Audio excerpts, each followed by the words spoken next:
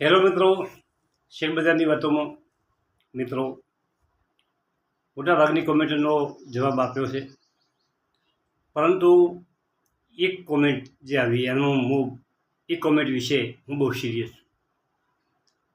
એક ભાઈની કોમેન્ટ હતી. એમનું કહેવું હતું કે કાકા તમે જે વિડીયો બનાવો છો એ કંપનીઓના શેર હું દરેકના બે ચાર શેર લ્યો છું.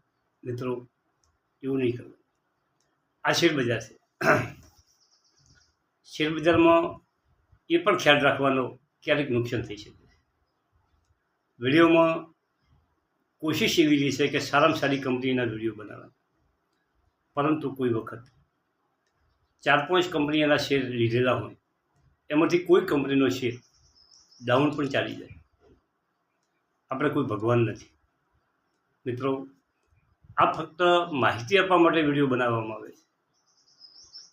એમાંથી કંપનીઓ તમારે નોટ કરવાની છે અને એમાંથી તમારી કંપનીઓ પસંદ કરવાની, અને જે તમને પસંદ આવે એમાં ધીમે ધીમે તમારે રોકાણ કરવાનું.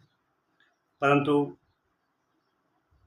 કેવી કંપનીઓ પસંદ કરવી કે debit free company good for investment, દેવા વગરની કંપની પહેલી પસંદ કરવી.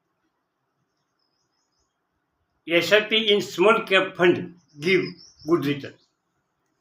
અને એસઆઈપી કરવી હોય તો સ્મોલ કેપ ફંડની એસઆઈપી સારામાં સારું રિટર્ન આપે છે, પરંતુ બજારના સેન્ટિમેન્ટ સાથે અમુક ટાઈમે રિટર્ન ઓછું પણ એનો થાય છે. આ બધું ખ્યાલ રાખવાનું. શેરબજારમાં લોકો પૈસા કેમ ગુમાવે? બીજાના કહેવાથી મારા જેવો વિડીયો બનાવે એને લીધે ફટફટ શેર લઈ લે, એ પણ પૈસા ગુમાવે. શેર ક્યારે ખરીદવો એ તમારે સમજવાનું છે. વિડીયો આજ કોઈ પણ શેર વિશે આવી ગયો તો આજ શેર લેવાનો નથી, એ શેર નોટ કરવાનો, એના ફંડામેન્ટલ વિશે બધા ચેક કરી અને નોટ કરવાનું, એને રડારમાં રાખવાનું. બજાર છેલ્લા અઠવાડિયાથી વધે છે, પરંતુ બજાર કાયમ વધતું નથી, બજાર કાયમ ઘટતું નથી. સમય સમયે બજારમાં ઘટાડો થતો હોય છે, સમય સમયે બજારમાં વધારો થતો હોય છે. આવો ઘટાડો થાય અને એ કંપનીનો શેર નીચે જાય અને તમને પસંદ આવેલો હોય શેર, તો તમારે એમાં ક્વોન્ટિટી ખરીદવાની. દોડતા ઘોડા ઉપર સવારી ન કરવાની. કોઈ પણ કંપની હોય, ધારો કે એબી ફાઇનાન્સ છે, આદિત્ય બિરલા ગ્રુપની કંપની, આ ધારો કે કંપની છેલ્લા ઘણા સમયથી વધે છે. પોટેશિયમ બધી મજબૂત કંપની, સારી કંપની, પરંતુ ઉપર જ્યાં પછી કોઈ પણ કંપનીમાં ઘટાડો આવે તો દોડતી કંપની હોય, સતત વધતી કંપની હોય, એક્સાઇડ બેટરી જોરદાર કંપની છે. એક્સાઇડ બેટરી સારામાં સારી કંપની છે, પણ છેલ્લા 2 મહિનાથી સતત વધે છે. ઉપરથી કરેક્શન આવે તો એ કંપનીમાં એન્ટર. એટલે કે દોડતા ઘોડા ઉપર સવારી ન કરવી. કોઈની પણ સલાહથી રોકાણ ન કરવું.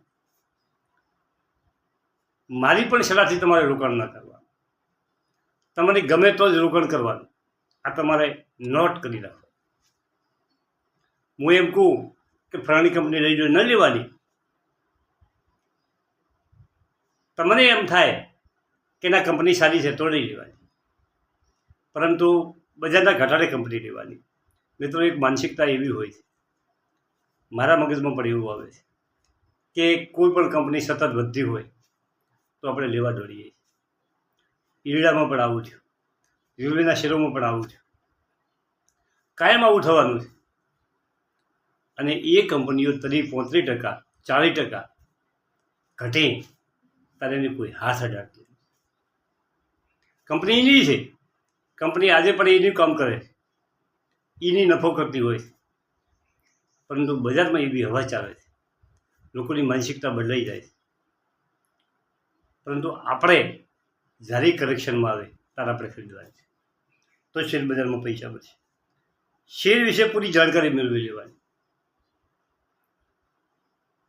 તમે આજે ધડ કોઈ કીધું ને ફટ શેર ખરીદ્યો એવી રીતે તમારે જાણકારી.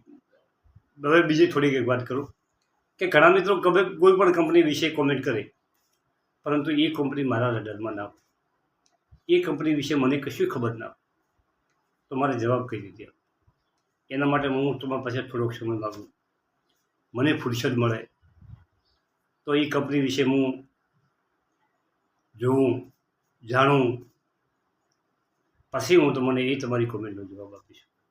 તો મિત્રો, તમારી કોમેન્ટનો કોઈ જવાબ ના મળ્યો હોય તો તમે નારાજ ના થતા. શેર વિશે પૂરી જાણકારી મેળવી અને પછી રોકાણ કરવું.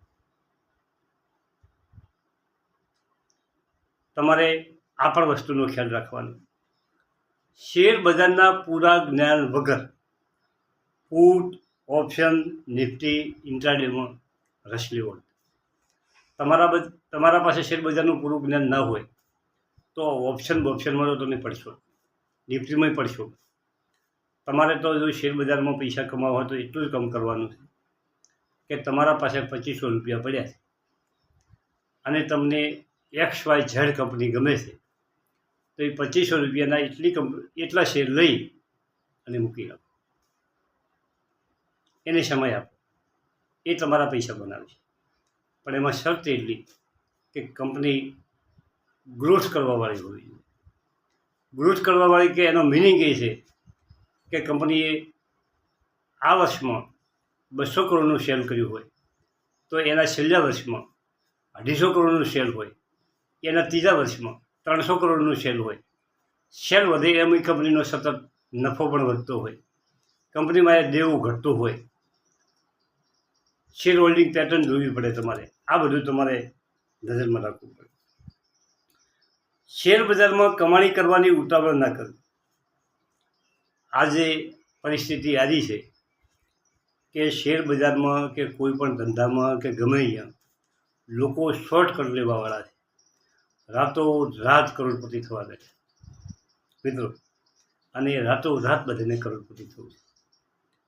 આ તમે ઘણા માણસો થોય છે કરોડપતિ, એની ના નથી, રાત થઈ જાય.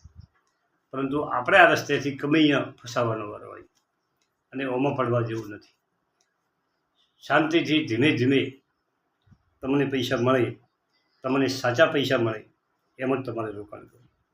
શેર બજારમાં પ્રમોટરનું કામ, તેમનું હોલ્ડિંગ, તેમની વેચાણ, નફો વગેરે બાબતોનું ખૂબ લક્ષ્ય મળે. શેર બજારની કંપનીમાં તમારે જેને રોકાણ કરવું હોય એનું એક પાસું ચકાસો અને પછી પૈસા લો.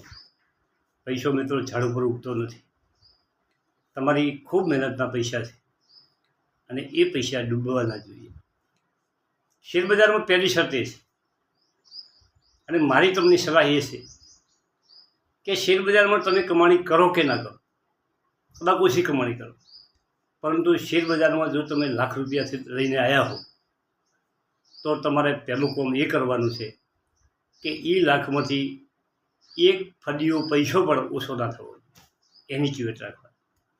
પૈસા હશે તો તમે આગળ કામ કરી શકશો, આગળ શેર લઈ શકશો અને કમાઈ શકશો. જો તમે